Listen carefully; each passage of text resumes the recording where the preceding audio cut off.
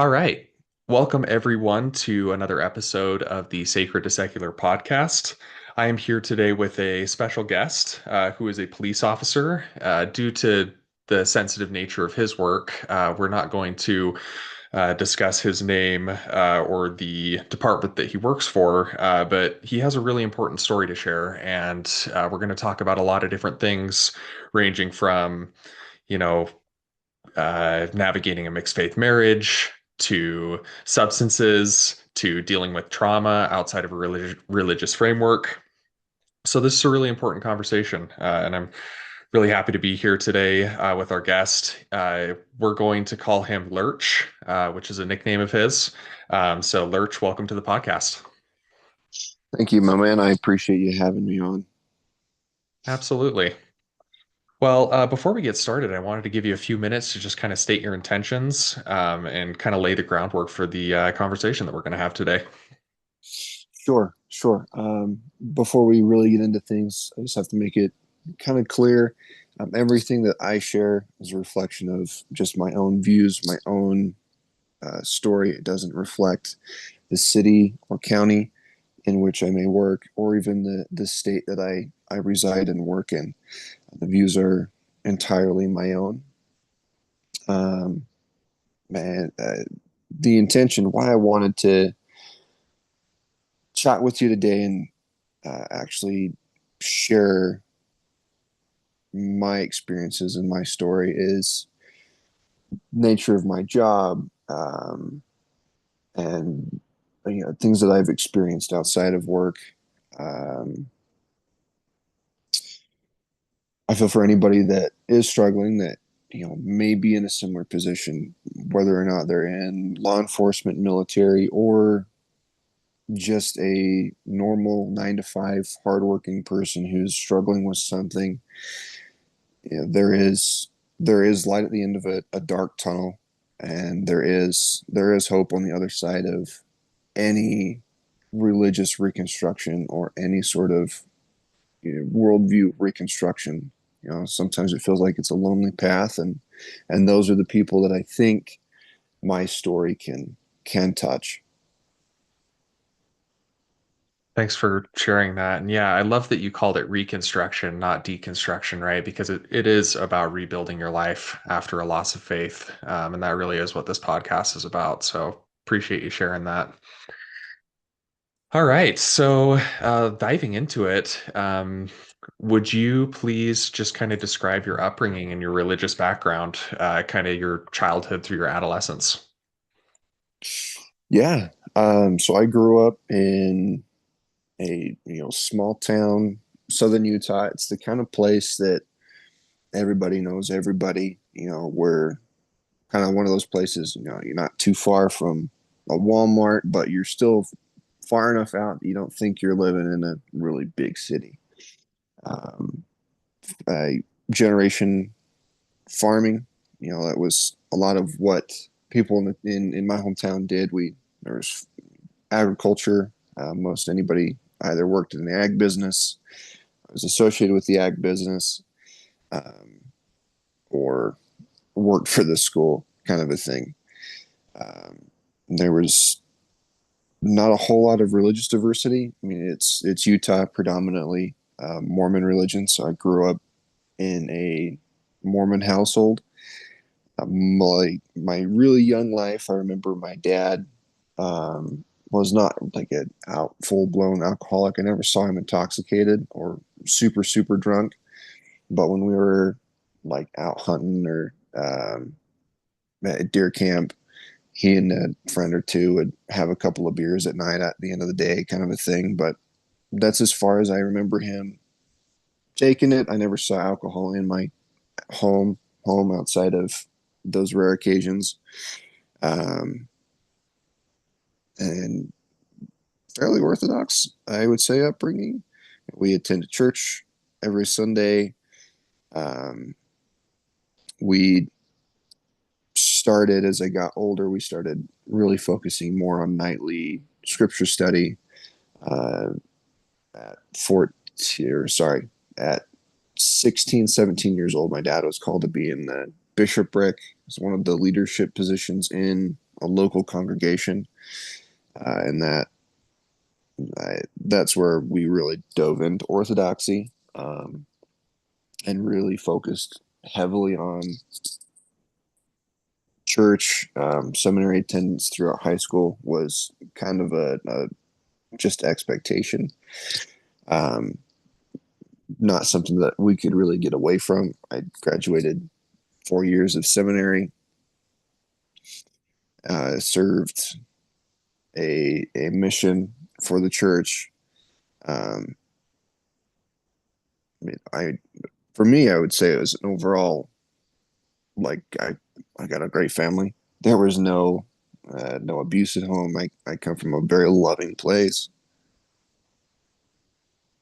Would you say you saw a shift in your family? Because it sounds like when you were a kid, there was maybe a little bit more nuance. Your dad would have a few drinks, right? Um, but then, he gets called into the bishopric. Do you feel like that was kind of a turning point to really diving into, a more serious, I guess, hardcore version of the church than when you were a kid? Yeah. So my my dad's calling, and I guess that whole shift, he chewed tobacco for, man, years. I remember growing up, and there was always a spit cup everywhere. That was his vice, I guess you could say, was chewing tobacco. That was in the house, um, and he quit chewing. Oh man, 4 years, 3 or 4 years before he was called into the bishopric, and then that's kind of when the ball really started rolling. My parents bought we moved from house, or, the house that I was kind of born in, spent the first, 14 years of life in. They bought a new house just, a few blocks away, bigger piece of property with more yard. And I looking back, it was at that move when, yeah, we really started to be more orthodox, more church focused. It was about that time that I went into high school, and seminary became a big focus. So that kind of pushed things along. Um, a couple years later, yeah, dad was called into the bishopric. So we were very, very orthodox, very church focused. Any sort of rules or things like that, specifically for what you could and could not do on Sundays, that I remember. It was at that point that, the bolts got tightened a little bit, and Sundays became you know a day where we didn't really watch, like, sporting events. For example, the big one was, we had an exception for the Super Bowl, and that was it. Like, we didn't watch any sporting events. We only watched Christian themed movies, um, or read, uh, whatever. Really, we could read whatever, like, book we wanted, but we couldn't watch, like, TV. Couldn't go hang out with friends. If we had family coming over, then we spent time with family. Otherwise, it was just us, which was kind of a change. Sundays never felt like that until dad got called into the bishopric.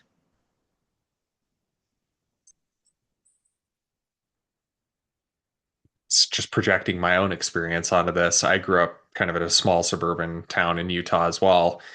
I think I knew logically that everyone in the world wasn't Mormon, but everyone in my world was Mormon, right? So did it feel to you like, you were kind of in the one true church, that this was ultimate truth and that there was really no other way to live? Oh yeah, absolutely. That brings a memory. I would have been that 14-year old mark.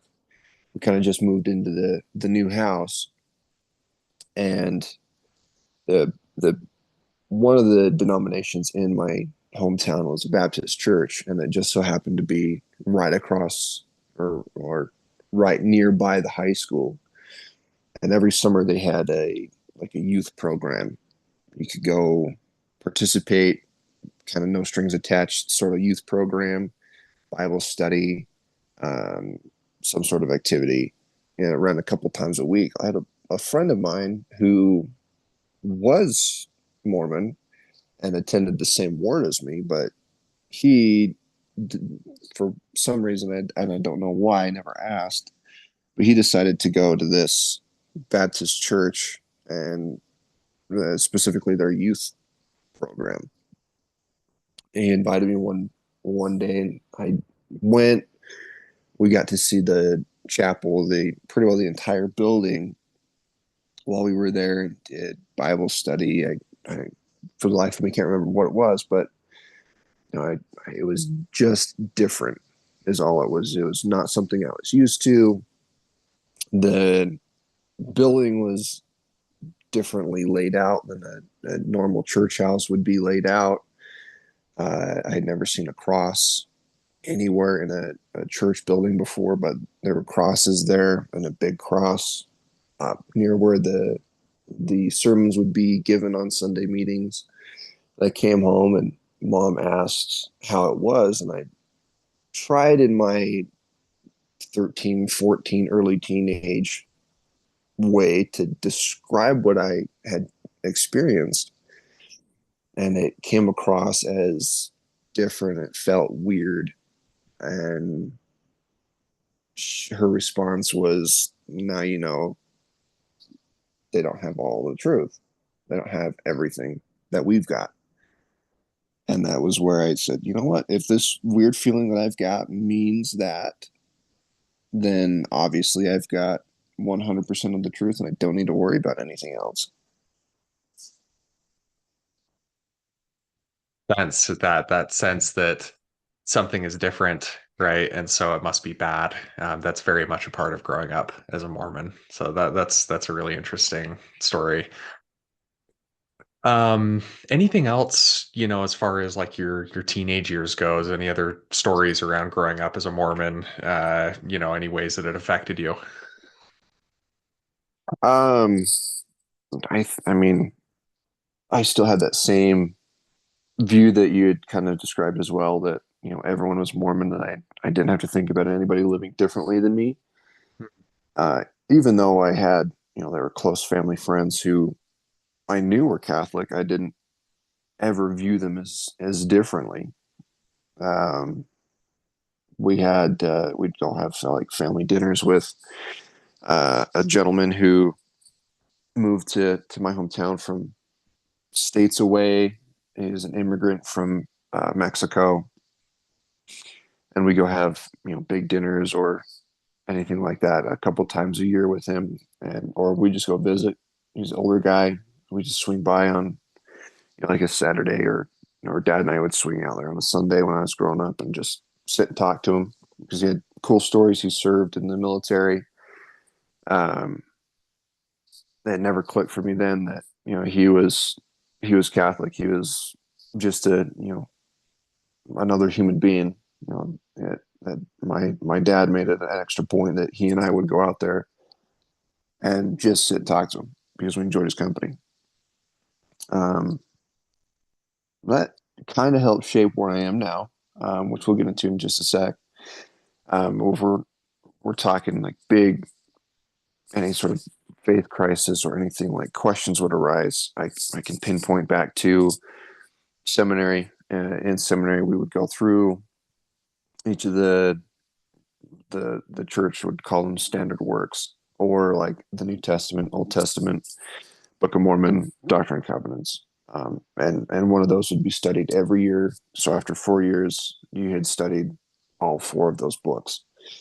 My freshman year was Doctrine and Covenants. I was not a studious person at being a freshman in high school. I could have probably cared less about anything scripture. I just attended seminary because it was what you did. And they section 132, when that was discussed, it brought up polygamy. I'd never heard that term before. Like, what was polygamy? Um, and it was just glanced over really briefly. Um, like no questions were asked, sort of a thing. We, the church at one point. Men had multiple wives. Enough said. And then the seminary teacher kind of spun the story, picking verse by verse and saying, "Hey, here's what the verse says," and Joseph Smith didn't want to do this, right? Obviously, here's what the verse says because God is upset with him for not practicing polygamy, and he's kind of fighting against it. And God basically says, "No, do this, or bad things will happen." And the seminary teacher spun it in that way. Again, no questions were asked. It was like, okay, like here we are. This is just something that happened, and we moved on. And that came back later to play a big role in my deconstruction. Um, I think kind of the last really big example for me would have been right as I was a senior in high school. I'm getting ready to go on a mission. At that point, I was older, so my 19th. No, I could have left at 18. The church changed the rule from men leaving at 18 or leaving at 19 to lowering at 18. It didn't affect me either way because I was an older student. I was one of the oldest kids in my class, and my 19th birthday rolled around this summer after I graduated anyway. So I was didn't have to wait a year. So I'd already planned on going on a mission, even though I didn't want to. It was expected of me. Um, so that summer going into my senior year, I I was pulled into the state president's office. Every year the youth do some sort of large trip or activity in my area, whether that's just the men go someplace and the girls go do their thing, or we combine and do a big week long, 5 day long activity. Well, this particular year they were doing like a trek recreation when the pioneers crossed the plains to Utah. They called me in and gave me a leadership position where I would have been over a group of youth as we were doing our activities. And I outwardly said, no, I'm not going to do it. Hmm. And to my parents' credit, they let me run with that. It was my decision. And my reasoning was when I came home and parents asked what was this about, and I said, oh, they offered me this calling on Trek, and this would have happened right at the beginning of the summer. And my mom was there, and she said, "What did you say?" And I told him no. I said, "I'm not doing it." And she kind of looked at me with, I wasn't like disappointment, but it was kind of a shock. And I explained, "This is my last summer at home. Next summer, I'm gone, like long gone. I want to spend summer with my family. I want to work with. I want to spend time on the farm with dad. I want to." I had a job at the time that I was working as well, and it's like I wanted to spend time with you guys. This is it for me. And she asked, would I ever deny a calling again? Kind of gauging my feeling, and at the time, I regretted nothing. I stand by my decision. I think it was absolutely one of the best things I've ever done. But I can't explain that to my mom. I can't tell her that, yeah, I would turn down any calling that I saw fit. So I said no.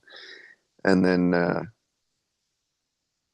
no, I would never do that again. It was my explanation, and that kind of ended our conversation. And it was really at that turning point, that last full summer I was home into my senior year, I really got into religious OCD or scrupulosity, where I doubled down on scripture study on my own time. Very, very devoted in any and every religious activity after that point. Um, I did try and Interesting. join. Oh, Go ahead. sorry. No, Yeah, no, go ahead. I was just gonna say there's a couple unique things here. One, you were exposed to people that weren't Mormon, which is pretty rare, I would think, in a small southern Utah town, right? So that in and of itself is pretty unique.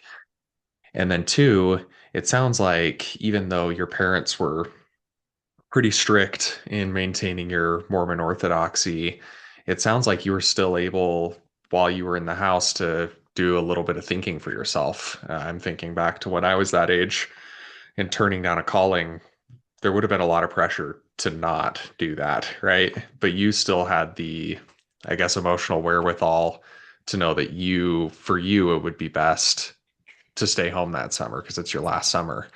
So I'm already seeing a couple of really unique things about you early on in your life. But anyway, continue. Yeah, at the time it didn't bother, it didn't resonate with me like it does now. Obviously, I'm significantly older and I've had different life experience, but um, and yeah, associating with somebody who wasn't a member of the church or anything like, there was like one or two people, and I knew the one person, kind of a little bit tongue in cheek, but it's kind of true.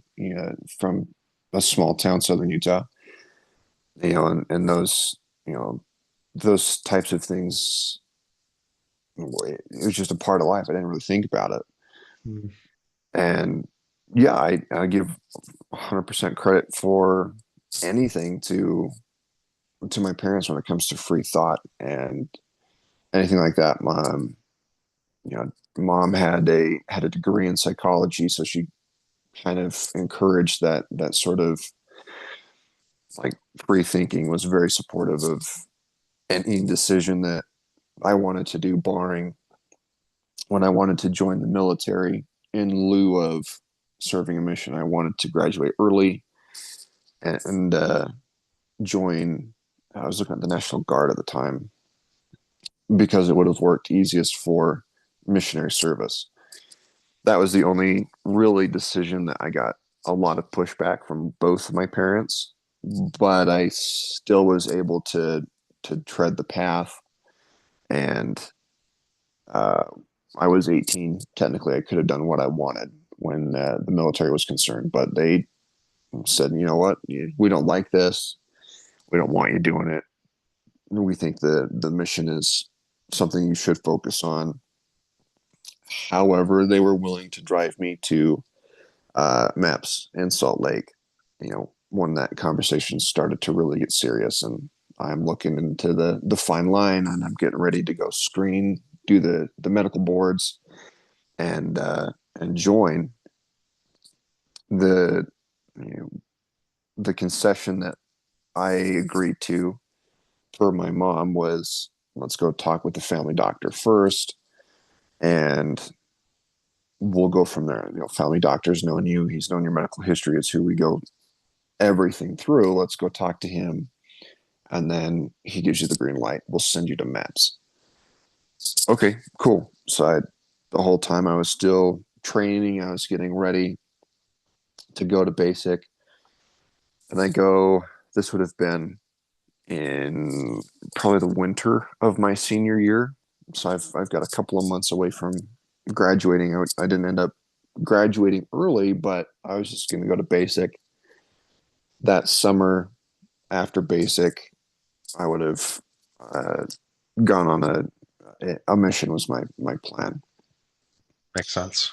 So I go see the family doctor, and he's doing his just basic wellness exam. It's nothing super crazy. He knows that I'm planning to go to MAPS, which is where the military doctors and anything like that, they do all of their own tests, assessments, what have you, just to make sure that you're fit to enlist in total. They don't have any sway over your job or anything like that. It's just, are you medically okay to enlist? Um, well, my personal doctor finishes up, and he sits down with, it's me and my mom in the room at this point, and he sits down with us and looks me in the eye and says, has anybody told you about a heart murmur? And I said, I don't know what that is, and I've never heard it. No one said anything to me my whole life about any heart problem. And he says, I don't know what it is, but I'm referring you to a specialist to get this further looked at because I could hear it during my exam. I said, oh, okay, that's awesome. Hmm. Um, I got out of the appointment. I texted to my recruiter and I said, hey, this is what's going on. And my recruiter, to his credit, um, and a lot of things on the back end had come into play, and I think that affected his mindset at this point too. Anyway, I texted him and said, my personal doctor, has brought up a heart murmur. I'm being referred to a specialist to continue down this path. And my recruiter calls me. First thing he says is, are you good? Like, are you dying? No, I feel like I'm good. Like I've been working out. Like I've been doing all these things. I think I'm fine. And he said, you know what? I don't worry about joining. We don't want you having a heart attack or something at boot camp. Focus on this first. Once you get this sorted through, then you can come talk to me. Which no recruiter, to my knowledge, has ever said anything like that. It's not Um, too. Yeah. so the specialist was, in St. George, where there's, a lot of great medical care. So we go to the doctor in St. George, go through everything. It turns out just I'm a big dude, and sometimes the blood flow just sounds weird, but there was nothing further that the specialist was concerned with. And on our little drive down there, my mom and I had a conversation of, you've been thinking and praying about this. Clearly, this is not the path that God wants you to follow. And I was like, what? I had initially felt while I was in general conference, sit next to my dad for the priesthood session at that time. I felt that this was something I needed to do. I had not seriously entertained the idea until it came to me here. Why is God giving me now mixed signals? And Interesting. Yeah. mom said, that's maybe it's a sign that you look into this after your mission, but you put your mission first. Like service is still maybe something in your path, and that's what God is telling you. I was like, by that point, I was kind of over it. I was kind of done with all the pushback and anything like that. So I just agreed. I said, okay, we'll go through this. We'll make sure that medically I'm okay. I'm not dying, and then I'll put my mission papers in instead of continuing to pursue the military right now. That's what I did. What'd you get called to? I went to the Midwest, um, Spanish speaking in the Midwest. Nice. Um, it was that was an experience. I learned a lot about myself. Um, I'd say the first year was just miserable. I didn't want to be there. Didn't want to go in the first place. Didn't want to have anything to do with it. And then by and by, I decided I could sit here and be miserable, or I could try and make this a positive experience. Now that last year was, it was a positive experience. To say that I didn't gain anything from those 2 years would taste a lie. I learned a lot about me, what I can go through. I was put in leadership positions. I learned what to do and what not to do. I made several mistakes, um, serving as a leadership position. I said and did some things that I very much so regret and Share any of apologize. this? Just because, Y- I y- mean, you're 18 or 19, 20 years old, and you're expected to be this mature person, but I can think of sometimes I really put my foot in my mouth on my mission too. oh man, I did and said some really dumb things. I think right at the very beginning of my mission, I had been farming all year and working with dad or other people that would come in and work with us. Uh, One of the guys that I worked with, we got close with my dad's buddies who I'd known growing up. He was family, but not family kind of a relationship. Sure. Um, he had a phrase that included some profanity, so I won't repeat it, but it was same crap, different day. Okay. So he'd bring that up while we were whatever we were doing, cows or hauling hay around, just out in the sun sweating, kind of a thing. Well, that was something I had said right at the beginning of my mission, and my companion at the time thought it was hilarious. So he wrote it up on the board, just thinking it was so funny to try and help me uh, not be so down and not be kind of a like a bump on the log. Somebody he knew I didn't want to be there. It kind of made it abundantly clear I wanted to do my time and go. So he wrote that on the board. Another leader in the area. So we have a like a district leader who is my companion, who's over a small group of missionaries, and then the zone leader over a bigger group came in and saw that and kind of sat down and had a talking to with me and my companion about how yeah, if it's the same thing, then you're always just going to struggle. But if your mindset is different, then you won't have the same struggles day in and day out. Was the conversation? You know, at the time I was like, Clear. whatever, do you?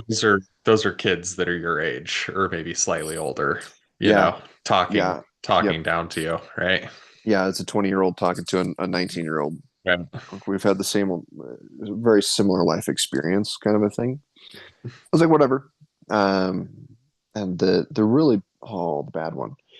I was his own leader, talking to a district leader, and there was a missionary that we had been struggling with.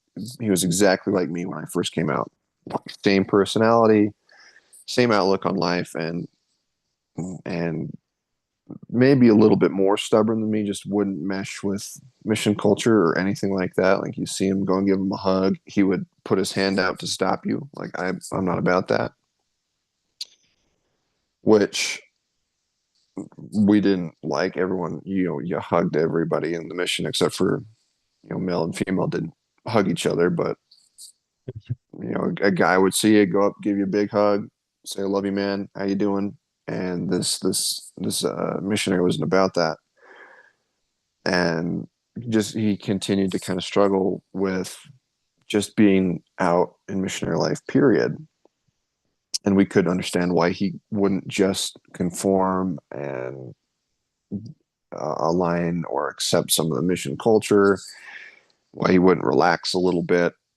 And he just kind of continued to struggle in a numbers based thing. Like wasn't teaching, wasn't having people come to church or tracking the numbers that we track. He just wasn't doing well in those areas. I was The talking to Christians him. are extremely numbers focused. Yes. People, literally every minute of every day is tracked, and there are uh, quotas essentially for every metric that exists. Sorry to interrupt. Continue. No, yeah, so he wasn't hitting those quotas. That's a great way to put it. He wasn't hitting the quota. But I was talking to his district leader, so I'm not even talking to this particular person. And we had tried for weeks going up to this point to see how we could quote unquote help this missionary, this elder who was, oh my gosh, he was 18, and here I am, big bad, 20 years old. Um, and by this particular week, I had lost any and all patience with the same thing that I was seeing week in and week out. I saw zero change, zero effort in my opinion. And I said to this district leader, this missionary, who again was 18, almost 19 at the time, that he had disappointed me. he had disappointed the mission president and he had disappointed Jesus through his actions and not helping his missionary. And the second, I was proud of that. Oh, so bad. I was proud that I had been that person to fully and truly rip apart another human being with my words. And I bragged about that to my next in a chain of command, a person who I actually went to high school with.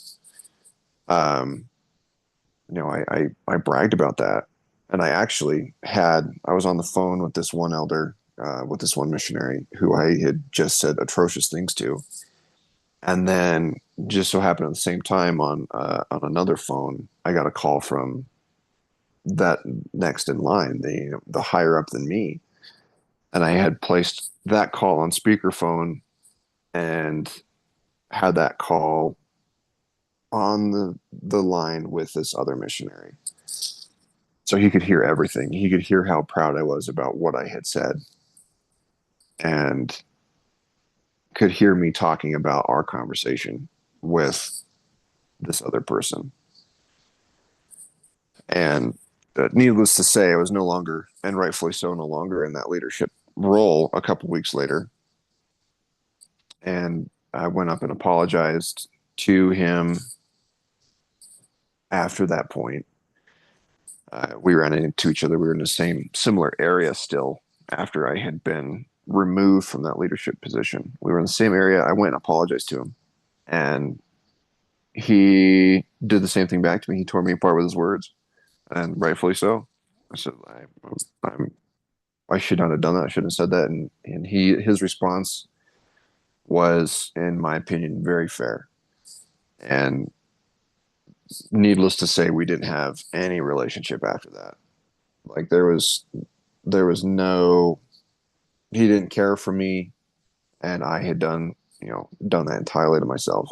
I learned in that one moment, I learned a whole lot about who I wanted to be as a person, and it wasn't that. It wasn't. It wasn't ever anything like that ever again. It's such an interesting dynamic for a Mormon kid, right? Because you're put together with other 18, 19, 20 year olds, and there's the same fighting and backbiting and uh, things that you would expect of kids in that age group. But then you're expected to kind of self police as well, so it creates a really interesting dynamic. What I will say though is that I agree with you. You do learn a lot about interpersonal relationships and about being a leader and just kind of life in general. It's kind of this really interesting little training ground for adulthood, in a really weird, messed up way. But there is some good that comes out of it for sure. Yeah, yeah, and that one experience taught me that I don't want to be in the business of tearing people down. I want to be in the business of building people up. Hmm. Yeah, I love that. All right. So you serve your 2 years on your mission. You come home. Uh, what was that experience like? Are you, still looking to join the military? Are you going to go to school? What was kind of your plan when you came home? Yeah, so I had decided the military wasn't for me. I had actually met officers in the Midwest and talked with police officers and thought, you know what, I'd been the kid that I was always obsessed with, like anything true crime, which I liked reading any like true crime. I liked reading um, actual talking with like lawyers about code or law.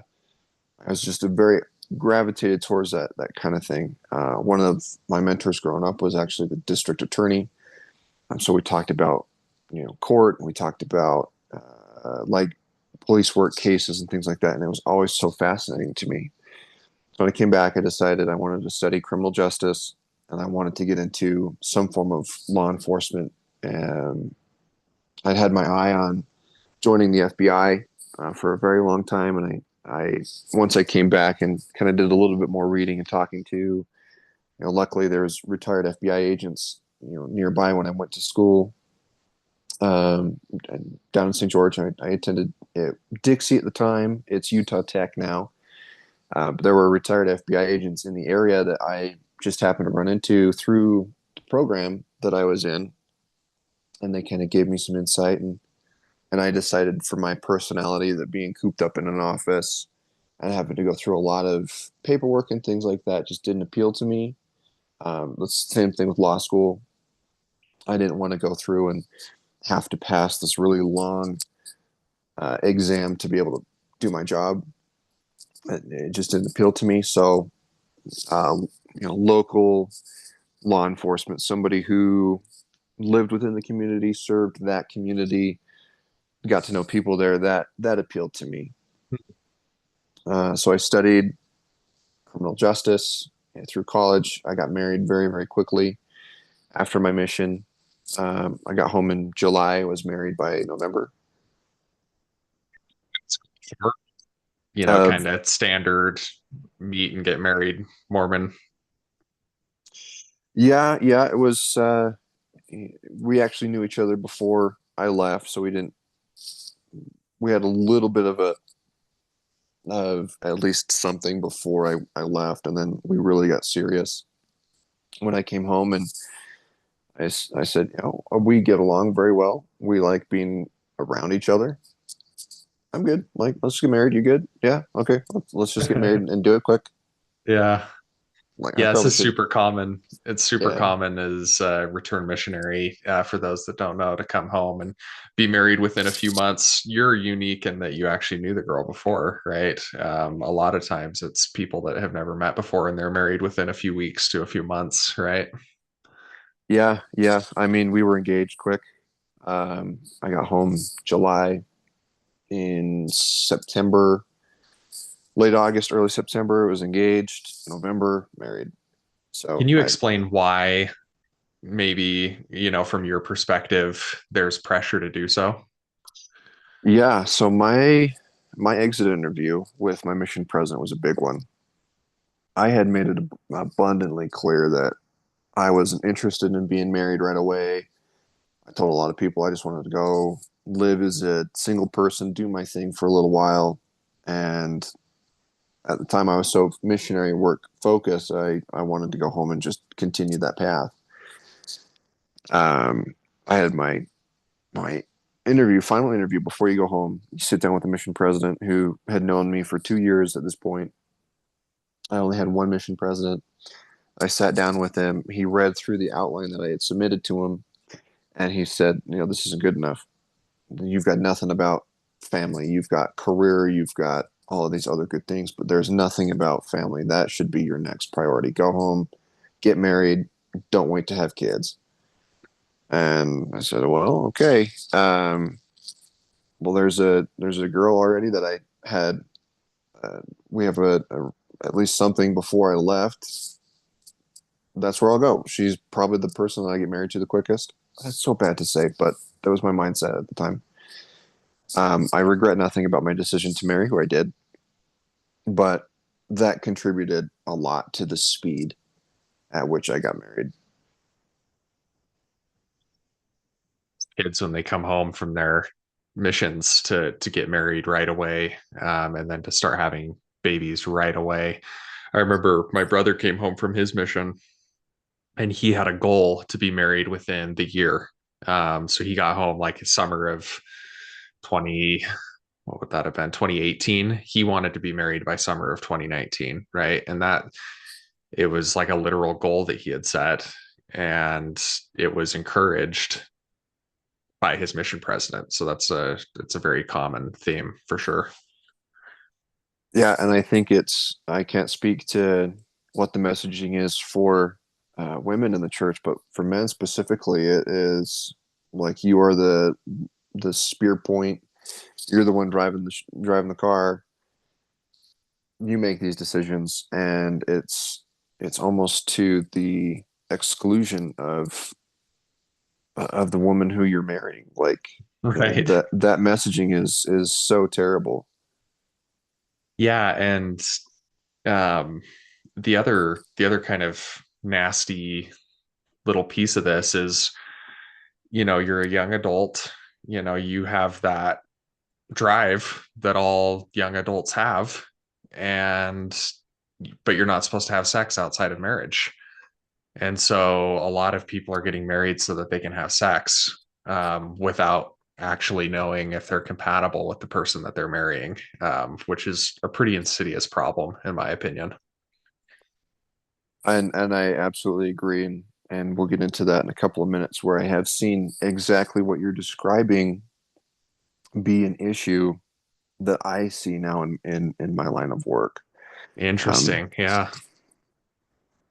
yeah, it's so bad. Anyway, so I came home. We got married very quickly, and I started attending college. I was studying criminal justice. Um, I progressed through maturity fairly quickly. I had a job working in the supplement industry, uh, in the fitness and supplement industry. I got very passionate about working out, and supplements, and anything fitness related while I was on my mission. And I came back and I wanted to kind of continue that and see if maybe that's the career path for me. I at that job I started part time, making minimum wage.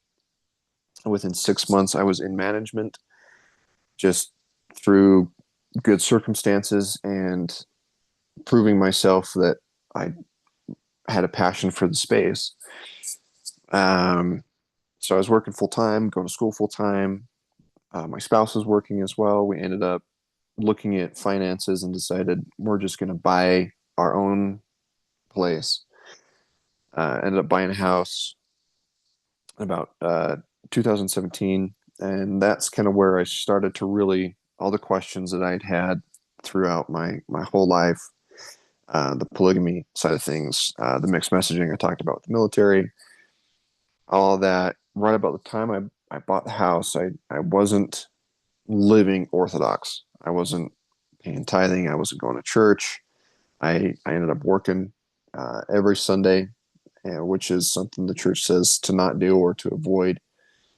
Um, I wasn't reading any sort of scripture at night.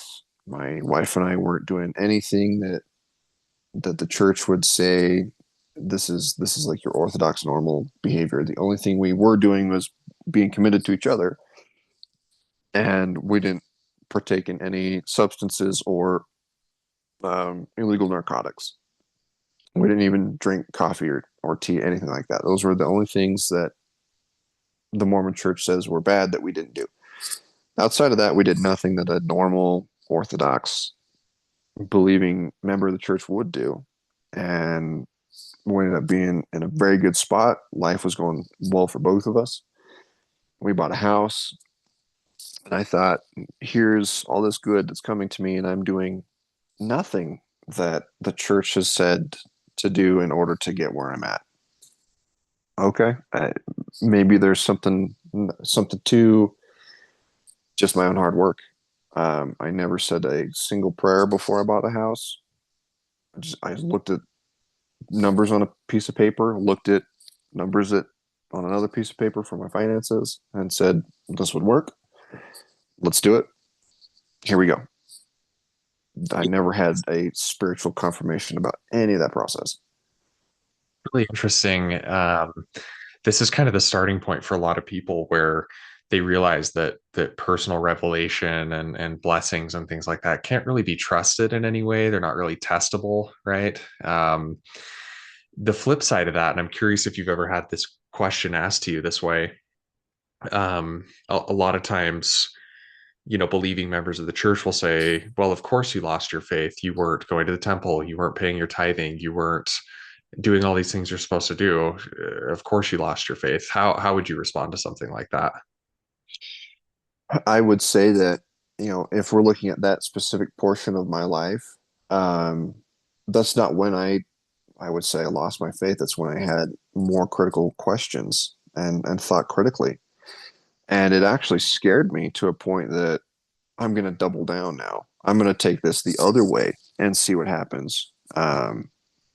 Scripture says, and I taught on my mission, you got to test the word. You got to test what's being taught to you. You have to test our message. The end of the Book of Mormon, the last prophet in there is Moroni, is the character's name. He talks A good about way to put taking it. talks about taking these things to God and praying about them and knowing if they're true. And that's the way we always taught it. That's the way I was taught. And you gotta try it. You gotta test it. You gotta live it to know if it's true. And okay, well, I had been this on this side. Um, I wasn't a full heathen, but I wasn't doing the orthodox things. So now we'll take that the other direction, and we'll go full orthodoxy. So as soon as we bought our house, we were within walking distance of our meeting, our church meeting house at the time. So we could just walk to church together. It was uh, convenient. Um, Started living every single small thing that you did, minus we never really attended the temple together. Um, but barring that, we attended church every Sunday. We paid the tithing. We did all the things. And I got leadership calls into leadership positions and really started to see that there's no there's no revelation, there's no divinity talking to a leader about a leadership role. um, I was called as a secretary for the elders quorum, which is a group of men within the ward. We kind of watch out, for families, yes, but it's kind of a group that only men participate in. And they have their own leadership hierarchy structure. I was called in as a secretary, so I just kind of kept notes on whatever meetings we were doing or helped send out emails. Just nothing real crazy. It's kind of what you would picture a secretary would do. And after a little while of being in that position, one of the counselors ended up leaving and moved away from the area. So there is now a spot open for a counselor. Well, the Elders Quorum president at one of these meetings just looks at myself and the other counselor there and says, "It just makes sense to me to move you up one and move you up one, and we'll call a new secretary." Like, really, that's how inspiration works. Okay, cool. He did follow that with, I got to pray about it, but I think that's what we're going to do. And that's exactly what happened. Like, it was just a sort of common sense. We meshed very well together. We worked very well together. The three of us had a good relationship. And that's exactly what happened. Or when we were doing any like home teaching assignments, it went geographically. Like, these people live close together. Why are we having this guy drive clear across the area to teach this person when, why are we crisscrossing these guys when we could just go geographically? Like, these people are neighbors, these families are neighbors. Let's just make these assignments accordingly. Here's neighbors just teaching neighbors for home teaching, or now it's called ministering, where families just go and visit each other. And I was like, this is the exact same process of critical thinking and thought that I had when I bought my house, when I picked my career, kind of when I picked my spouse, when I decided that she's the one I'm going to marry. Like, it was all just common sense, critical thinking based. Like, we didn't drop down and say any prayer is in the moment, right? We started a meeting off with prayer, and then we just made, to me, common sense decisions. And I was like, I don't feel any inspiration here. I don't feel any of these feelings that I should be feeling, other than this path makes sense. I never understood that, and that kind of compounded for me of, okay, that maybe there's nothing to any of these teachings about direction from above or God's influence. Maybe it is just common sense, good timing, and a good person that has the work ethic, the mindset, the outlook, or any combination of the above that's just in the right place at the right time. Interesting to watch the kind of evolution of religion as time moves on. Because a couple hundred years ago, using Mormonism as an example, all the miracles, right, in air quotes, that Joseph Smith was performing, and all the promises that he was making, and just as the church moves further and further into the future, the promises get less and less interesting, right? And their teachings just become more and more kind of common sense focused. So it's interesting that you were able to pick up on that kind of almost on a subconscious level, it sounds like, and think, what is revelation if I feel like I'm getting it whether or not I'm living the right way in the church's eyes? Am I off base there? No, no, that's 110% accurate. Yeah, it's interesting. And once you see how the sausage is made, I was in the bishopric as a secretary, right before I lost my faith. And that was a huge part of it. You see kind of behind the scenes and it loses its luster a little bit. And it makes it easier to start questioning things for sure. Absolutely. Absolutely.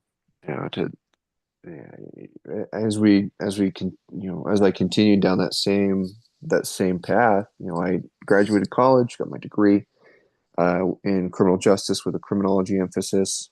It's a lot more of like the nitty gritty, like investigation style of things. And at Dixie at the time, they had two different paths. This is so not related to my story, but they had two different paths of digital forensics that you could emphasize your major in, or investigations in criminology.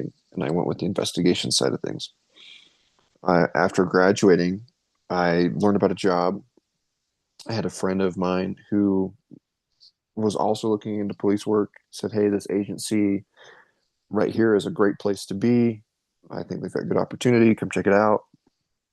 And I jumped on that, started the testing process. I got hired. Usually officers, they'll apply at multiple different agencies. They'll screen for multiple different agencies and then get typically like one offer at one of the many that they've applied for. Um, Myself and those who were hired with me were among the lucky few who we only applied for one agency. We only screened for one agency. We made it through the entirety of the testing process and were selected. That would have been in 2019. So I moved up for my brand new job, and I again didn't say a single prayer. I didn't ask God if this was the correct path. I put my house up on the market for sale before I'd even gotten an offer. I had a game plan that law enforcement's the way I'm going to go, and this is the agency I pick. This has to work. Kind of a mindset going into it. Got got my job. Started with the agency, which I have now worked for two different agencies. Um, and so I'm no longer with that first agency. But I had my hiring process started, all that. I never had this grand spiritual confirmation. Hmm. All these pieces just fell together, and I started working. And I attended the academy, and it was at the academy that I kind of gave one last ditch effort of, I'm not going to think about all of these things that I've been thinking about, like common sense and inspiration and all that. I'm not going to do it. I'm going to double down on what should bless me and what should help me. So the academy was rough. It was paramilitary, so they tried to push the bill as far as the instructors as far as they could stress wise without overstepping what the state said you can and cannot do. Um, it was so like once we were done off the clock at 5 in the afternoon, we were done. So we got to get a full night's sleep. Like weren't living in military barracks where they would come in at 2 o'clock in the morning and wake you up and we're gonna go run 5 miles. We started our day at 4:30 in the morning where we were working out and ended the day at 5 o'clock in the afternoon. And during that time, you'd have an instructor kind of get in your face or whatever, and you did a lot of push-ups in full gear. Just, that was underwhelming to me. I expected a little bit more like military barracks. What I struggled with was just the amount of different things that you had to learn. You had to learn law, you had to learn procedure, and now you're running through scenarios and you're testing and you're doing all of these different things that I had never had to be versed in multiple different areas and have to study multiple different things at night to be able to pass the next test, to be able to perform very well. Um, and I was just out of fish out of water. Not something I had ever been used to before, even in college. So I decided that if I want to get top marks in all of my classes. I want to get top marks on every single test. I want to be able to perform physically every morning at PT. I want to be the best. And in order for me to get there, I have to be able to be focused.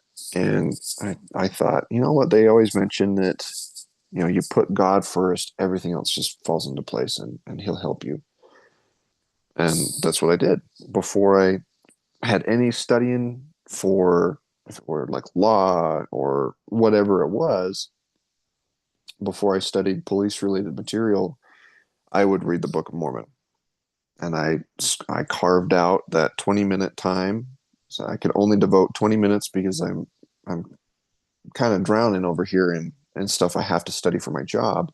But I'm going to devote 20 minutes and then that will help me in this capacity. And I did that day in and day out. The entire time I was at the academy. And man, that just made it harder. I felt like I wasn't getting the material. I was struggling to grasp a lot of things. I passed every single test. I never failed any of those tests.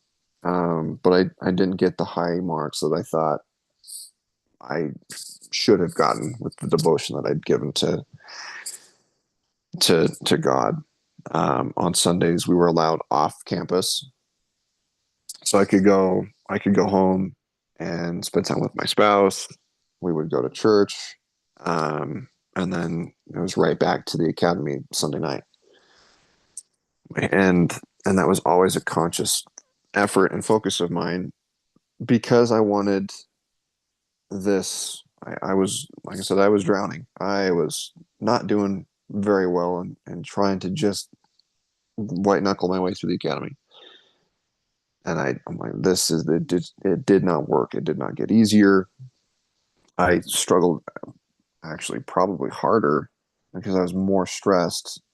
I wasn't devoting more time to studying or practicing or these other things that other officers at the academy were doing. And here I am carving out this time for scripture study.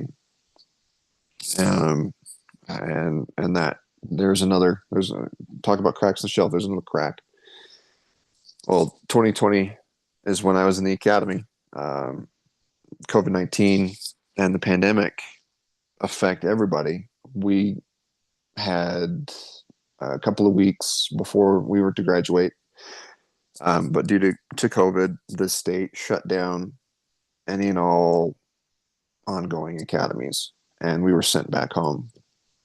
So I started working and doing field training, and the summer of 2020 rolls around, and George Floyd's death occurs, and the subsequent protests and all those events happen. During that time, I saw officers. I was in uniform. I saw officers who were struggling with the violence. These were officers who were not involved with George Floyd's death. However, I understand where the protesters were coming from as well. They were protesting for a very valid reason and something that could be changed, needed to be looked into, needed to be changed, and they wanted to make their voices heard. Full support. There were people on both sides of those protests who were hurting, and there was a lot of pain. And I thought if there's ever a time for our modern day Moses, right, the prophet, the seer, the revelator that we all support, that we believe to be just like Moses was in the Bible, he talked to God, he could lead the people through a dark time. Here we are. We're in it. I kept waiting for a a statement, just a condemnation of violence. I don't want. I was a cop. I didn't want the prophet to say I support the police or I support the protesters. A condemnation of violence and an encouragement to peace on both sides. That's that's what I wanted. There's the light in the dark time. Let's encourage peace and condemn the violence. And I waited. I waited. And it never happened. And by, we got word at my agency that some of the violent protesters, who unfortunately, in my opinion, there were peaceful protests, people who wanted to genuinely change things and were wanting to make their voices heard, who were doing so in a peaceful manner and doing good in that capacity. And there were those who saw what was going on with these protests and also saw it as an opportunity to do violence, who may or may not have cared about the voices who wanted to be heard, needed to be heard. They just wanted to cause destruction and wanted to harm officers. I think there were two factions going at the time. And unfortunately, it's those who did violence who uh, ended now having a very bad name for those who were doing good in a movement that I fully supported. I absolutely supported those who were protesting as a part of trying to make good change and change for the better. I had conversations with other officers who agreed, and we got word that we had a scheduled protest was happening in our area, and it was a couple weeks earlier that the protests in Salt Lake City had happened. We had watched that fairly closely. Just we the protests were kind of getting closer and closer to my area, so obviously we're going to pay attention to what's going on. And we saw the violence in Salt Lake, and officers were being hospitalized, critically hurt. Um, I don't believe any officer was killed in the line of duty during those protests, um, thankfully. But we got word that the people who had organized the violent protesters wanted to come infiltrate our scheduled protest Mm. and had plans to do so. We got social media posts that we debriefed. We all sat down as officers and looked at, here's all of these posts. Here's our game plan if this does happen, right? We're going to plan that this goes peacefully, and we want it to go peacefully. However, if something happens, this is our plan. And the day of our protest scheduled, I was working a day shift. I was with another officer, and we had conversations beforehand as we are driving around, doing our thing. We'd had conversations that we would love to go talk with some of these protesters. Like, give me your sign. We agree with you. We're on your side. Like, don't hurt us because we're in this uniform. we want to have this common ground with you. And we felt totally hopeless because we had seen and heard of officers who felt just like us who were targeted and had bricks thrown at their head, were violently attacked by those people who didn't care to have common ground. And I don't think that those people were any help to any of the movement, period. There were good people protesting for a good cause. And those were the people that 110% have my support, and still do. Um, our kind of directive was that any uniformed officer was just going to be on standby in case violence broke out. Our administration was going to be among the protesters having conversations. So, like our lieutenants, our captains, chief, sheriff, all those people were going to be among the protesters and keeping things peaceful. And if need be, then they would call uniformed officers to come out, and uniformed deputies. Um, the protest was in the afternoon. We had my partner and I had our lunch, and he asked if he said, "Hey, I want to go home. My wife and kids want to have family prayer." So okay, not a problem. I'll hang out in the car in the driveway. I don't want to interrupt, your private family time. Take as much time as you need. It's you're not bothering me, right? This is your time. So he goes home, and I wait for him in front of his house. And after I don't remember how long it went. Pretty quick. He came out to the car, and I could see I could see he had some tears in his eyes, and he looked at me and said, "My wife doesn't want me to come back to work. She wanted me to stay home with her. She's concerned. She knows about the violent protesters that are going to be here or are supposed to be here, planning to be here today, and she doesn't want me to be in the hospital, seriously hurt or killed." And man, there's that moment. There's where it broke for me. So look, here's this modern day Moses who has stayed completely silent. God's mouthpiece is quiet, and every other question that I'd ever had just shattered. And if I felt this way, there were people on the other side of this issue who felt the same way. Now, there's somebody who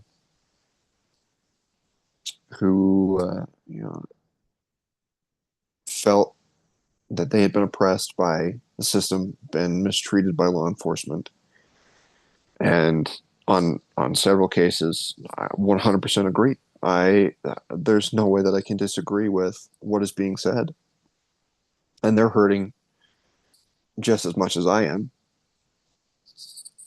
They're good people. I'm a good person, and here's it's just silent. It's quiet. Obviously, this is if this were modern day Moses, there would be something. There would be a leadership in a dark place. And the officer I was riding with is also a member. We had conversations about religion. And member, married in the temple, beautiful family, great guy, compassionate officer, and we were abandoned. And that's when I would say I lost entirely my faith at that point. So you felt this complete loss of faith sitting there in your squad car, um, and then kind of had to go to work from there, I guess. What was that like? Oh, that was tough. You kind of have to brush it away because we're sitting and it is every officer within our area. Hmm. Um, so the deputies and the city police were in the same building. Our mandate has been the same. Um, if if things get to a violent point, and now we have to stop the violence to protect the public, we want you here, and we will only respond to actively violent calls. If a call for service comes through that can be postponed and pushed to after the protests, then they will be pushed to after the protests. Obviously, if a very violent crime or a very violent and emergent call for service comes out, respond to it. But outside of that, don't. You don't leave this building. And we sat and we game plan. So we were all sitting in basically anticipation, waiting for the call to come through. Of gear up, it's go time.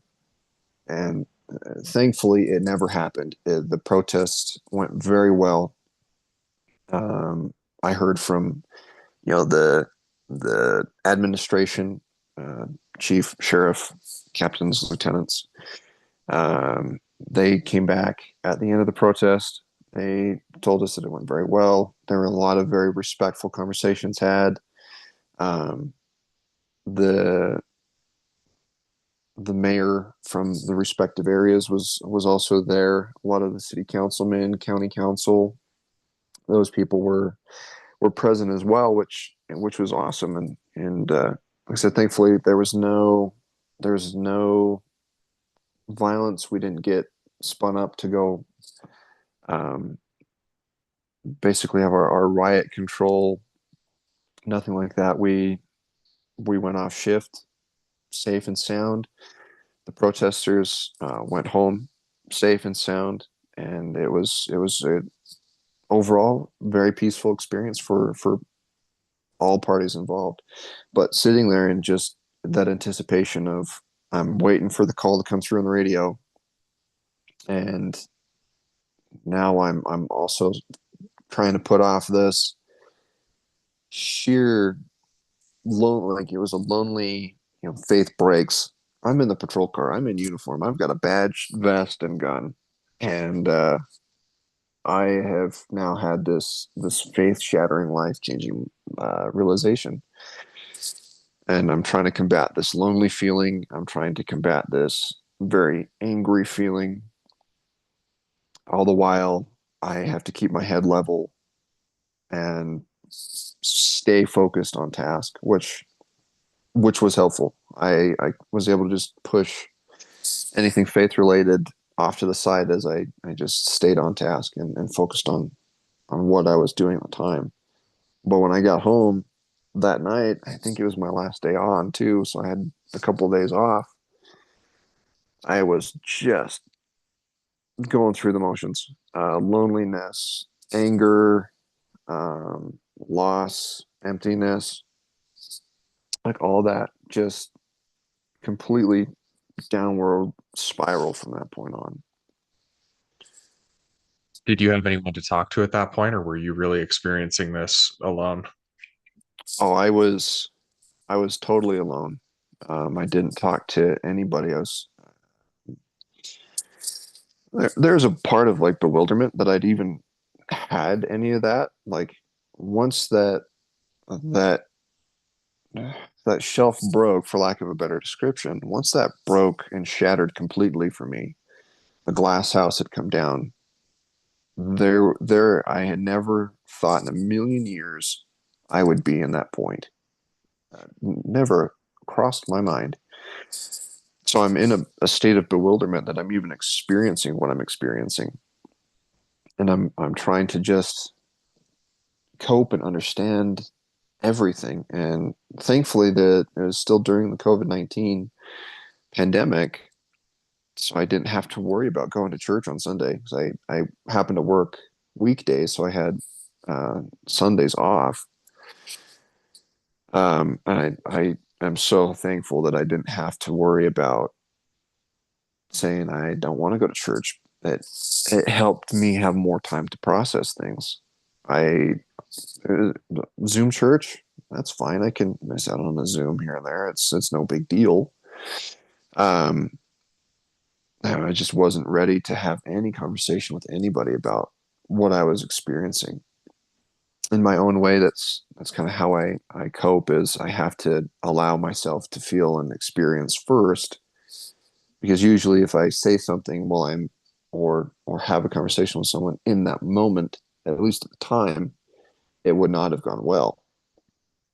Um, so I just allowed myself to experience and be in that headspace.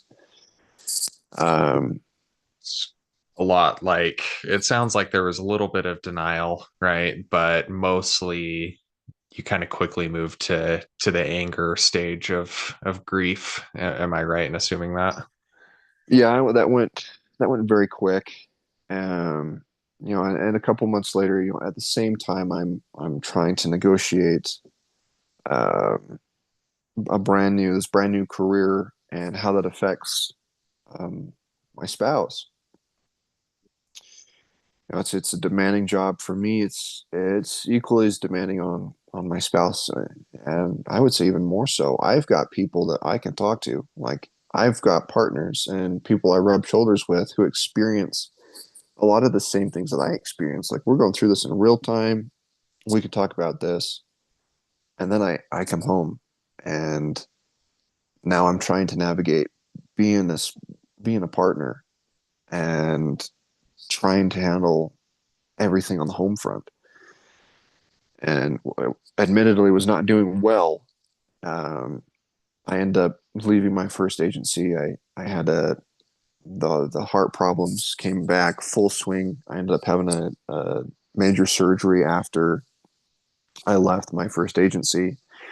Um, my spouse and I attended counseling together as well, and just processing all that on top of now here's a faith crisis.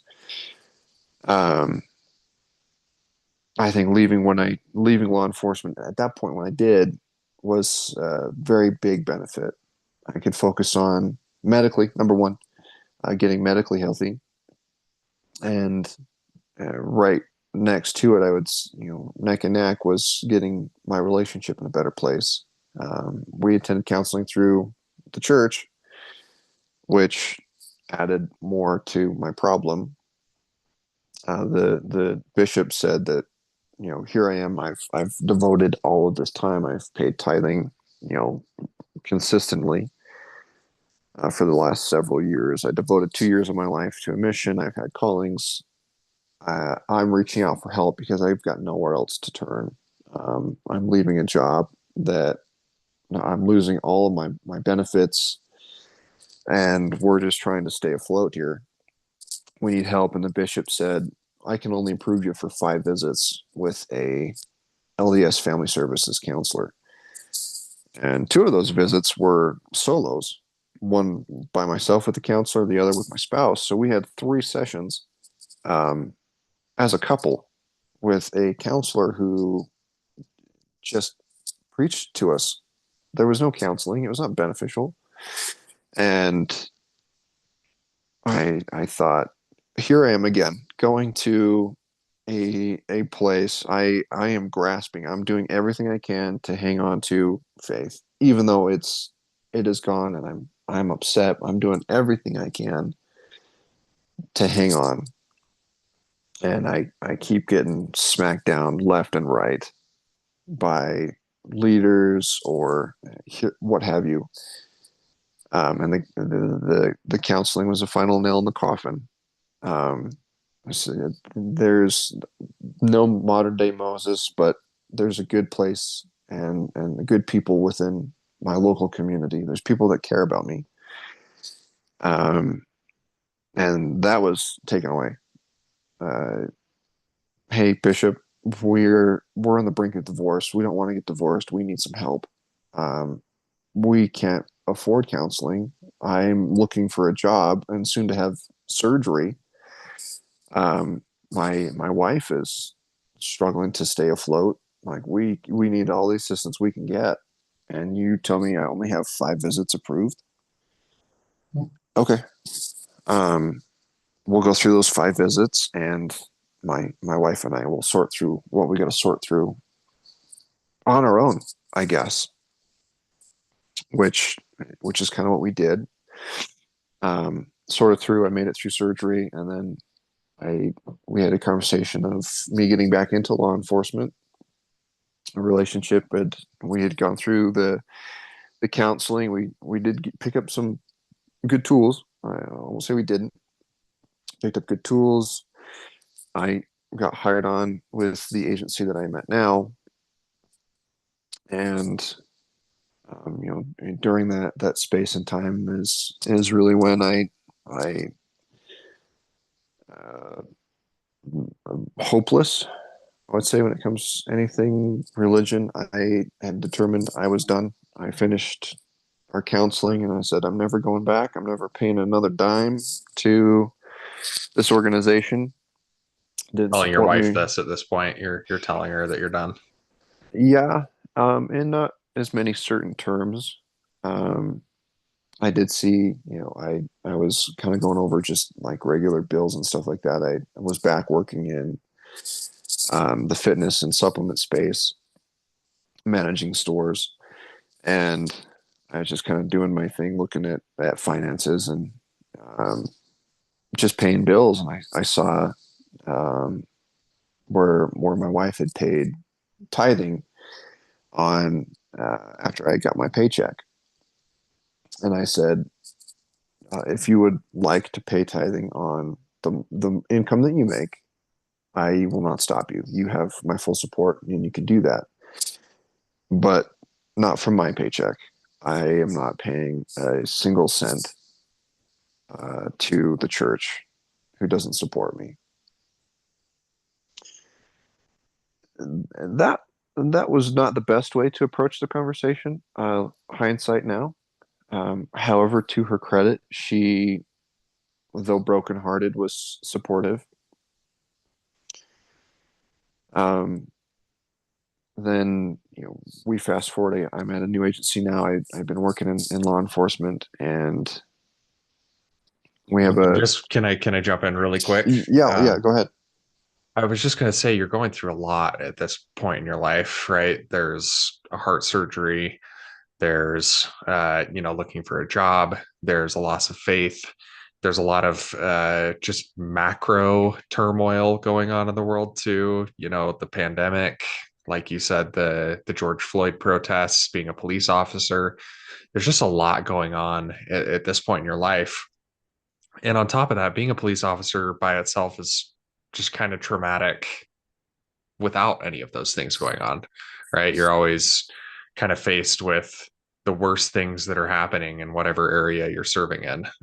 You're just kind of the cleanup crew for and the first response crew for all of the worst things that society has to offer. So there's a lot of trauma and a lot of pressure on you at this point. And I know we're going to get into how you've learned to deal with that a little bit later, but I just wanted to pause and just kind of acknowledge that's a lot, and there are a lot of people that would kind of snap under that pressure. Did you feel that pressure, or were you just kind of in survival mode and weren't able to process it until later? Um, I'd say right after the surgery, I was on bed rest. I couldn't get up out of anything. I couldn't shower by myself. I could barely eat. And I was sleeping in a recliner. So that for at least my spouse and I, that was a big turning point for us where here I am. I've always been bullheaded. I'm a very stubborn, high drive person, much to the chagrin of my spouse, who's got to put up with my shenanigans. And now I am incapacitated and cannot care basically for myself. That helped where now I can see, I don't have to be this big bullheaded charge forward type A personality that I have been. I don't have to be this patriarchal alpha male like I had been at home. I've got a partner. She's not just a helpmeet for me. She's a partner, and that helped change a whole lot of perspective.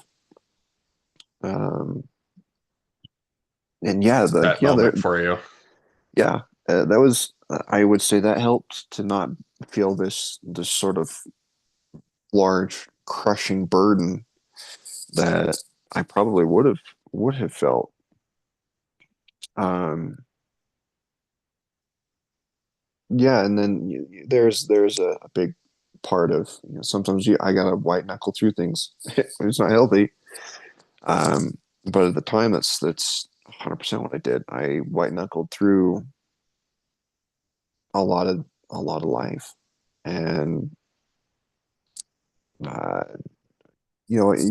I kind of hit survival mode, and the goal of getting back into getting back into shape. I missed going to the gym. Like I said, I was into the fitness space. I like working out. I had got into Brazilian Jiu-Jitsu just right before COVID-19, and the pandemic shut down all of the gyms. So my becoming goal oriented and goal focused of I want to get back on the mats. I want to get back into the gym. Really helped kind of break me from survival mode. I had something to push me forward that I was passionate about. Um, and I pursued those things that genuinely helped me not be so have this sense of loss. I had my community. I had people that I trusted, through the mats, or see the same people over at the gym and they talk to you, hey, you're looking good, or that lift went well. Like, what are you doing? Oh, like same back to you. Like there was still a space for me to have people and community. In a second. But prior to that, it's my understanding that there was maybe some unhealthy coping mechanisms that you developed too. Do you want to talk about that a little bit? Sure. Timeline wise, those unhealthy coping mechanisms happened um, a little later, but I I I had been in my new agency for a couple of years by this point in the story, and I'd had trauma built up from first agency, going through uh, various experiences there. New, second agency, same thing. I had several traumatic um, calls for service and things that I responded to. I struggled with. Here's just panic attacks and anxiety. I couldn't be in large crowds. If I wasn't working, I was at home watching TV. Like I didn't go out outside of going to the gym or going to jujitsu. And even those things I started to not enjoy. I a friend of mine, we were out at an event together, and he had a couple of shots. He was drinking a little bit, and he happened to just say, "Oh, I feel no anxiety. This is so great." And oh, perfect. I'm gonna start drinking, and I did. I had Yeah. hard fast rules for myself. I never drank the nights that I worked or the days that I worked. However, from the time that my last shift ended until my next shift started, those days off, I was I was drinking pretty good, um, just because I didn't want to deal with myself. I didn't want to deal with anything that I'd experienced, and that was my escape. I could escape on my days off and my days on. I tended to just focus at work and put it off, look forward to my days off, to where I'm going right back to the bottle. And that continued for quite a long time.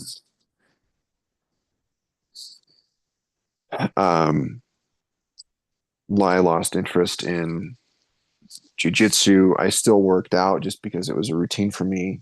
Um, and I like drinking pre-workout, like caffeinated, high stimulant stuff.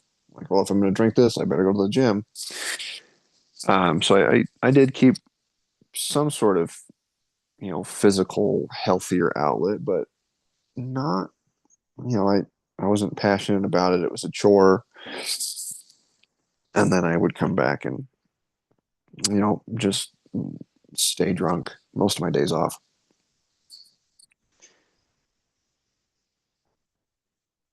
Ties back to what you've said earlier about maybe not getting the support that you needed from your bishop and from the counseling services. But when you think about back on those times, before we get into kind of how you've learned to cope in a more healthy way, but if you were still attending church and maybe going and seeing a bishop about this, in your opinion, are bishops, these lay people, are they equipped to deal with the trauma and the difficulties that you face as a police officer in any sort of way, in your opinion? No, I think that there are well-meaning and well-intended bishops. I think that I've run into them. I Yeah. work in a very heavily Mormon populated area, and I see good bishops all the time that they'll show up on a critical incident or even just recently. Like a couple of kids were reported as missing, runaway, and we're looking into it. I had Bishop from the area show up and say, "Hey, I've got a bunch of people that are more than willing to help canvass the area. Like, how can we help?" I appreciate that, and I think those types of bishops, and they're everywhere. They're good bishops everywhere that mean well. However, I had an instance where uh, I responded to a very violent um, domestic related call. Uh, as I was responding, the dispatcher he's a seasoned dispatcher. This person knows the job. They've been working as a telecommunication deputy is their official title, working for years, and has seen and heard a lot of crazy calls. As we're responding, we've got lights and sirens running because this is a physically violent call for service. As we're just down the street from the address, this dispatcher gets on, and I can hear that they're panicked. Said, "Step it up, expedite, get there." Unbeknownst to me, the situation had gone from bad to worse, and this dispatcher was hearing all of it. Um, the call was suspect is barricaded. There's young children in the home. The victim is on the phone and has been involved in a very very violent encounter. We get there. We approach. We were knocking, pounding on the door. The victim opens the door, and I can see instantly that the suspect is going with us tonight. There's a very violent encounter that has occurred. We have the victim come out with us and get some medical attention, while myself and 3 or 4 other officers enter the home now to find the suspect and the kids. As soon as we get into the residence, we see firearms, firearm cases, ammunition, knives everywhere.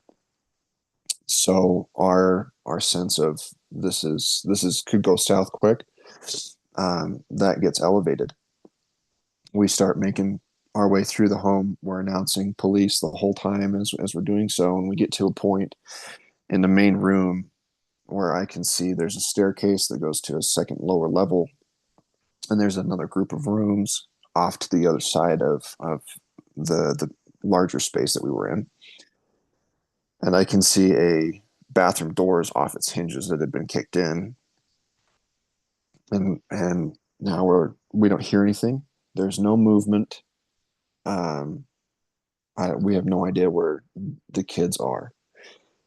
And we start developing a plan.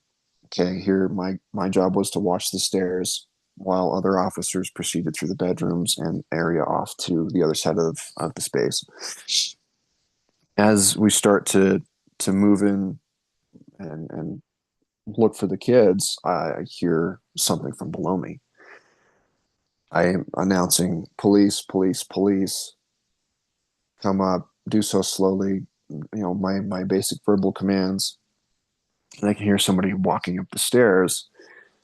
I can hear that they're getting closer to the top of the staircase. There's like a banister that I can't see over. Um, and I'm shouting my commands. I tell the suspect, show me your hands. I see one hand go over the banister and I don't see another one. And at that point, I'm thinking, this person is armed. This is going to go bad. I continue, show me your hand, show me your other hand, show me your other hand.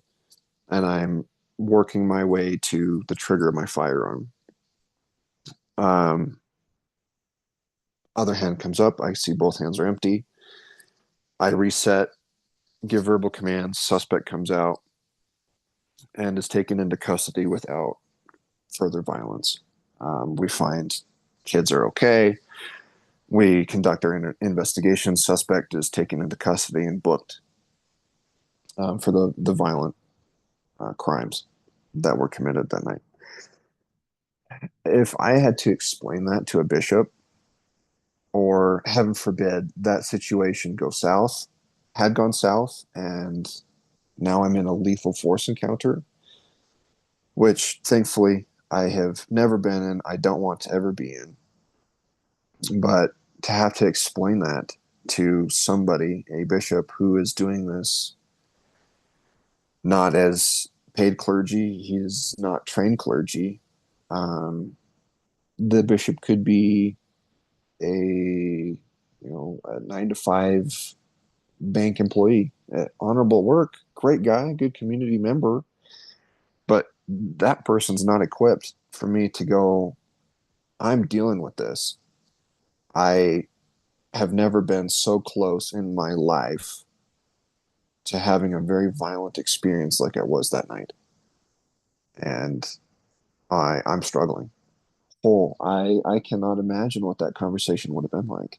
And I'm grateful that thankfully I've never been in a situation to have um, a lethal force encounter, uh, to have to process and then have to worry about, am I good enough to take the sacrament? Am I good enough in the eyes of God? Do I need to confess this to a bishop? No, that's a lot. That is a lot. Really insidious piece of Mormonism, specifically, that there are these men that are not trained in any way to deal with the issues that people are coming to them with. Marital issues, uh, traumatic experiences like what you've just described, cases of abuse, right? Ranging from physical to sexual to emotional abuse, with children involved. There's just a really wide variety of really sensitive subjects that Mormons are coming to these guys that are completely unequipped, however well intentioned they are, to deal with them. So I completely agree with you. There needs to be healthier outlets for people, including people that are still believers in the Mormon church, to be able to deal with things like you're describing. I 100% agree. 100% agree. And I think it's a disservice to, again, well-meaning people. They're not, I don't think every bishop is nefarious. I think there's a lot of good, but unfortunately, they're put in a position where now they have no skill, outside of trying to rely on some sort of inspiration to help somebody in this very difficult time of crisis. So, you're dealing with some of these things. There's some alcohol abuse, it sounds like, that's happening in order to cope.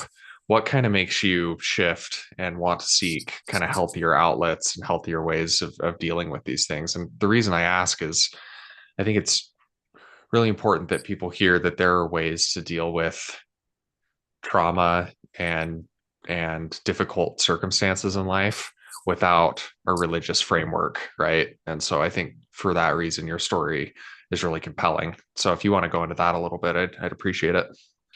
Yeah, absolutely.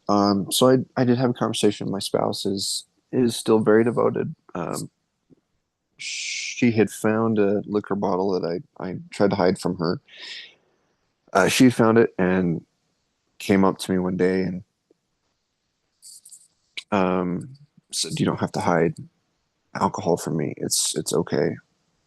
And before that, we'd had a conversation about the church and about anything. She'd come right out and asked, and we broke down a lot of walls and things like that. Where I thought, if I have this conversation with her, that's the end of the marriage, and I'm just going to avoid that at all costs.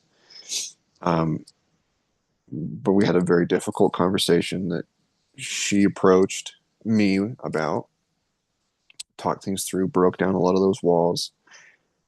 She had asked if I had been drinking or how much. She could see the empty liquor bottles in the trash or wherever, and I said, yeah, I have, and I'm done with the church. I still support you. I still love you.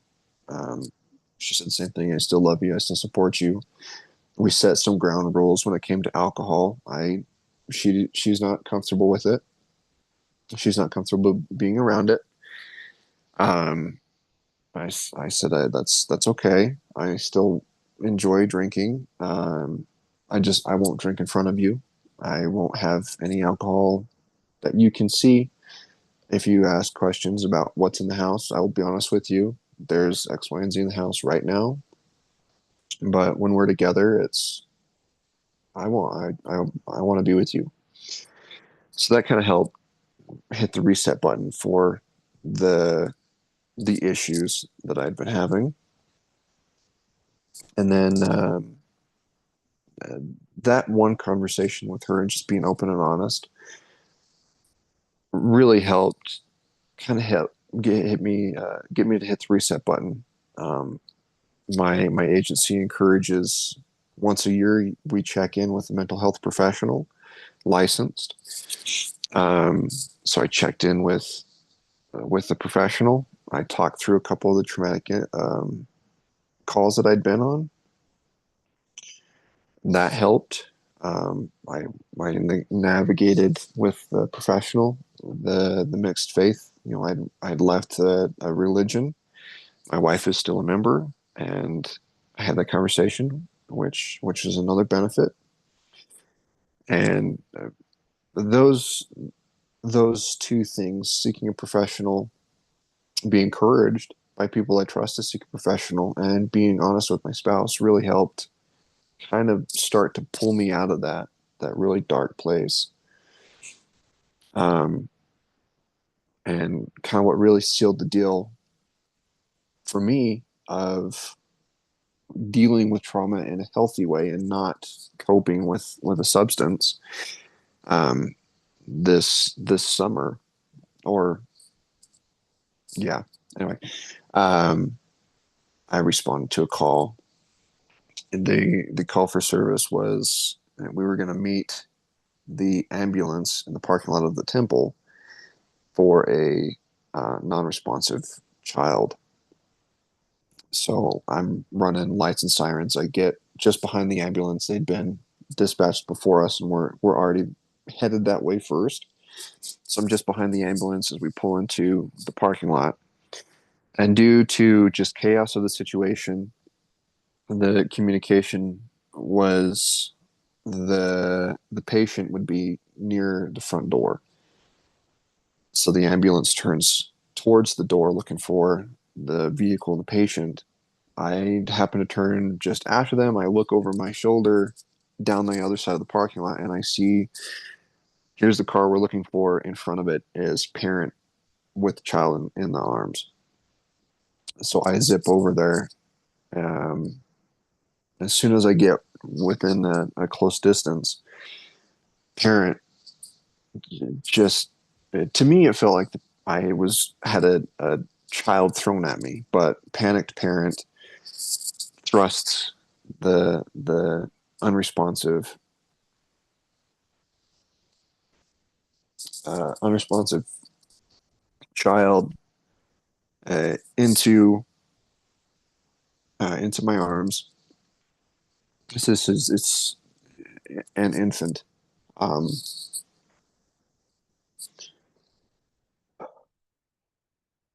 so I run through scenarios in my head, like the ambulance is just down the parking lot. Hopefully they saw where I went. I don't know that they did. My partner gets there, at about this point, and I'm getting ready to walk back to my vehicle to open up the door and start doing compressions on the back seat of my truck. Um, Partner gives me just, hey, try this. Maybe the infant is choking. So I'm slapping the infant's back, thinking there's something lodged in the throat, and that's why the infant's not responsive. The ambulance was able to see where we had gone and came and found us in the parking lot. I take the baby over to paramedics where they start doing rendering aid and medical attention. Um, we do our basic here's interview, let's get some history, what's going on, what could have contributed to this, and ultimately it's determined that nothing criminal had taken place. There was, thankfully, uh, they were good parents. There's an unforeseen medical episode that nobody predicted, and unfortunately, the child was deceased even when I got there. So the baby that I had been given had passed. Um, that had happened. I thought I was good. Um, Usually, when I've responded to not the same thing but similar, child fell in a pool and is no longer responsive. Like I've responded to calls like that before, but this one got me because it was um, more intimate for me, I would say, and I talked about it. I had learned by this point that to me, talking with a teammate or somebody that was there, let's just talk about what happened. Let's go over the good, what went well, like what we can improve on. Let's get in a room. We'll talk about it. I'm not going to sit and just dwell on traumatic incidents anymore. So I did that. Um, so, I think I'm good. I feel good. I went home that night. I didn't have any issues that I can remember.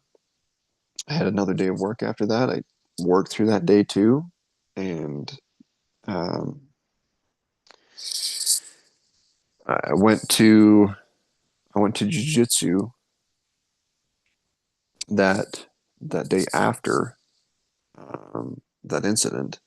I'm listening to just regular like heavy music, getting in the zone for jujitsu. I'm excited to go, and I'm 10 minutes away from the school, and I have a massive panic attack where that incident jumps right back to mind.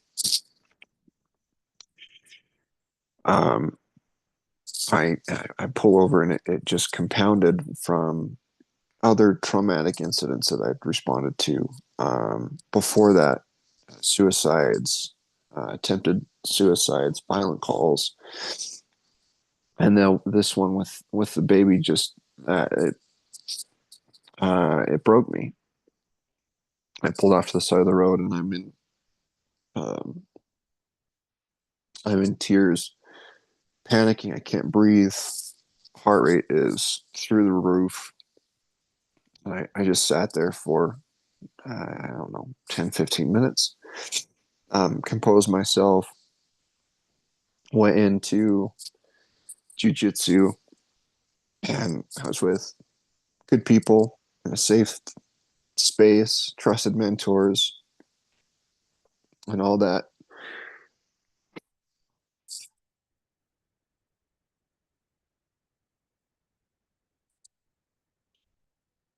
All the panic, all that other emotion had kind of just disappeared.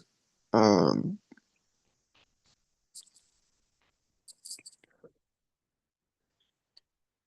it was just at peace, and I knew right, like this feeling is what I was looking for with like alcohol. It was the same feeling, but I don't know. My mind is quiet. I had a good experience. I come back from jujitsu. I talk with my spouse about that incident. She encouraged me as well to go talk with a professional, which I did.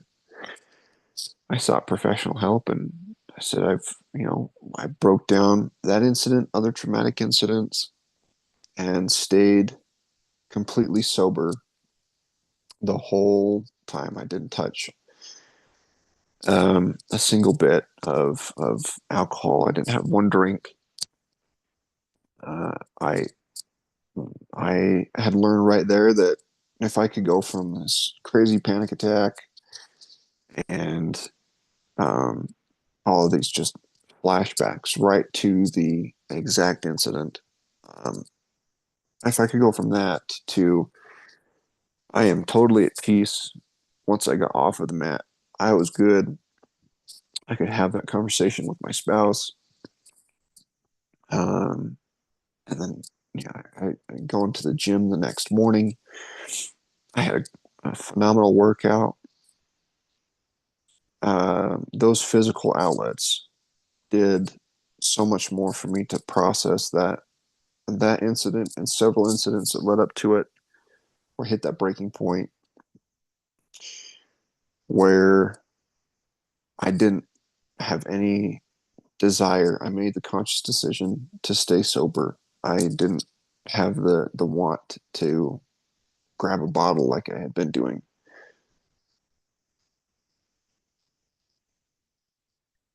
Oh, powerful. And it sounds like you have a lot of really good tools in your tool belt at this point to kind of deal with just life in general. And I hope that that's what people get from this is it doesn't have to be jujitsu, right? Or as you called it, right? Folding clothes with people still in them, right? um, Right. Yeah, absolutely. but everyone has those things that are meaningful to them and important and that they enjoy immensely, and those are so important. And then having people to talk to, both people that are in your corner like your wife, but also people that are trained professionals, that are in the same way you wouldn't want a citizen responding to that situation you described earlier, the domestic violence incident that you responded to. You wouldn't give me a gun, right, and expect me to handle that correctly, right? Those situations are reserved for police officers that are trained to handle the situation. In the same way, when there are things going on, difficult things in our life, and we need help processing them, that a lot of times requires a professional too, that can handle the situation and not cause further damage, like potentially someone like a bishop could. So I think there's a lot of important points that you brought up there in that story. Oh, thank you. And I absolutely agree. I think if I, if I hadn't, if I had first said, I want to meet with a bishop or I need a priesthood blessing to try and cope with this instead of I should. I know my outlets and I know that these things work for me and they work very well. The healthy ones, jujitsu and working out. And then I'm going to have a healthy conversation with my spouse, whom I trust, and I'm going to go seek professional help versus I just need a priesthood blessing and then I'll be good. I, I can see consistently through my own timeline where that was my thought, and I need to put God first. I need this. I need this from the church, and it never worked. Versus now, here we are.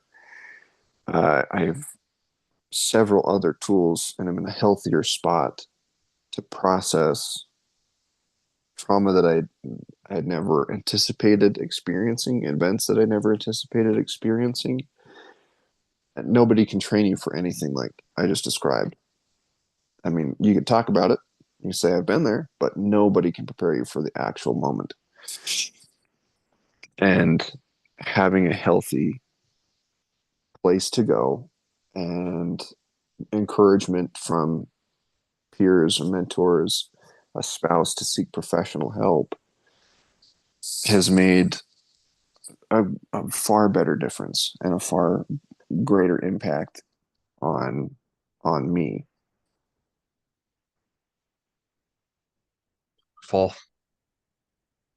So landing the plane here a little bit, and again, I really appreciate your time and your willingness to share this story with us. I think there's a few maybe just like lightning round questions that I think you could probably add some uh, thought to for people that are in a similar situation that I'd like to ask. I guess the first one of those being, if there was one piece of advice you could give someone who's dealing with a mixed faith marriage where you don't believe and your spouse does, what would that piece of advice be? Yeah, that's not an easy road to travel. It's difficult. Ultimately, the biggest piece of advice that I have is your spouse um are you and your spouse on a point where you're both like equal contributors into one another's lives? Like, is religion the only thing that you base your relationship on, or are there other things that you look at your spouse or your partner and you love them as a human being and they love you as a human being? If that's your base and that's your foundation, then it becomes a world easier to navigate any mixed faith marriage, or have these conversations because you care about them. Their path is what's important to them, and that's what's important to you. In my own in my own relationship, my spouse still attends Sunday meetings, still uh, does the Mormon thing, and I've got nothing but support for her. That is her path. That's what's important for her, and she's important to me. Very well put. Thank you. Next question. What role has community played? I think you've touched on this a little bit, but what role has community played in kind of rebuilding your life after your faith crisis? And how would you suggest people go about building a community? Community is everything. That's so important to me. I thrive very well around people, and having uh, if it's career based, having somebody that another partner in uniform, they're they're there with me. I've got somebody there who understands the call we just went on. We get it. It was traumatic for both of us, and we could talk it through. We support each other. We'll make sure that one another are good. And outside of the church, sometimes that, at least in my experience, it was hard to feel like I've got anything. Like the church was the foundation for all of my community, all my friendships, and that's just that wasn't the case. There's good people everywhere. You can find a community of people who have a very similar shared experience um, within the space. I think your podcast is so vital into helping people who have deconstructed and now rebuilt find a place that there are people just like you who care about you because there's nobody else like you, and that's enough. It doesn't matter where you go to church, it doesn't matter anything else. You are you, and you are good enough. You. That means a lot. And yeah, I agree. I love that idea of being enough, right? That's been a big part of me and my experience and my wife's experience as well. So yeah, well put. Lastly, just wanted to ask you what has got you excited about life right now? What are you most hopeful for? What are you up to? um outside of policing, my career is going in a path that I'm very excited about, being given new opportunities there. But outside of that, I've got jujitsu. I love going and being on the mats. I started now teaching self defense. I started personal training, um, teaching basic tactics, and that has been there's been good rewarding aspects of police work. Um, but being able to have somebody who I worked with someone recently who is testing for a SWAT team came to me for some personal training, and I ended up taking that person from really struggling being physically fit to being very competitive through the testing process. And it was exciting to see those milestones be hit. And here's a person beaming with, I have never hit this specific milestone in the gym before. I've never done this. This went very well. And kind of breaking through those walls with that one person. Or when it comes to self-defense or tactic training that I do, I kind of got sick of hearing a female victim come to me and say I froze or I felt powerless in this circumstance. And there's only so much of that I could hear before I said enough is enough, and I'm going to do something.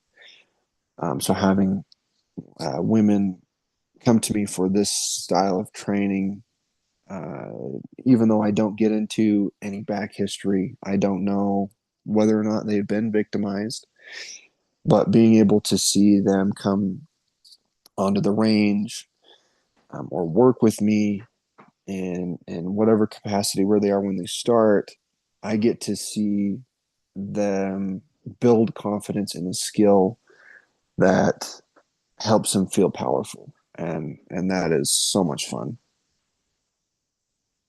Um, and I think it's so vital too. Part of any good journey of finding meaning and experience in life involves kind of figuring your stuff out first and then turning around and helping the next person in line, right? And I think you're a great example of that. So thank you for doing what you do.